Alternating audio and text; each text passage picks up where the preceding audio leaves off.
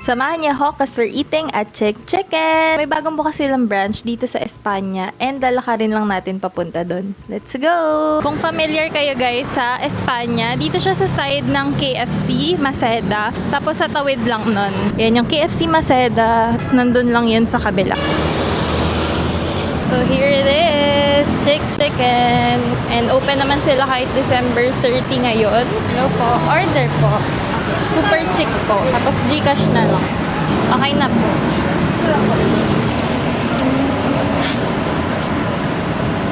This. So guys, wala silang dine-in. So sa bahay ko na lang kakainin yung food. And ayan, dito lang sila sa may tabing daan. Chicken! For one daw. Oh, thank you po. Yay! We got the goods guys. And sa bahay na lang natin pakainin. Since wala nga silang dine-in dito. Grabe, pinagpawisan ako dun sa trip natin. Pero, para sa Chicken, that's what we do.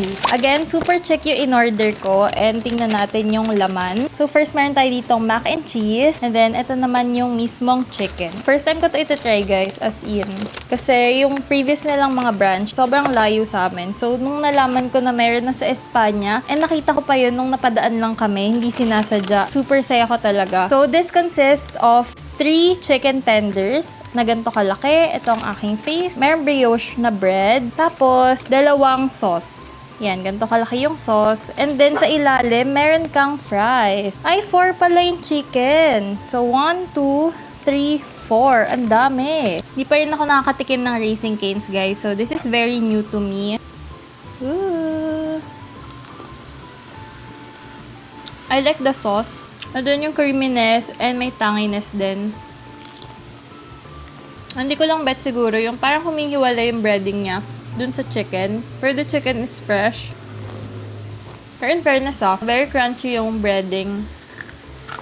Itong bread din, sinasawsaw nila dito.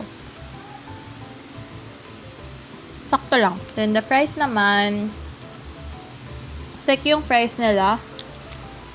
Ang gusto ko kasi hindi siya nakasoak sa oil. Hindi na nga lang siya crunchy. Siguro, pag ganitong mga thick na fries, talagang soft lang, no? Alam niya ba before, sobrang dami kong attempts mag-order dito sa Chicken. Kaya lang nanghihinayang ako. Kasi baka pagdating sa akin, hindi na fresh or soggy na yung chicken, diba? So, this is the mac and cheese. Sobrang orange na siya halos. Tastes like instant mac and cheese na pasado for me. In fairness, guys, masarap tong mac and cheese nila. Thank you so much nga guys sa pagsama sa aking cravings and see you on our next one. Bye!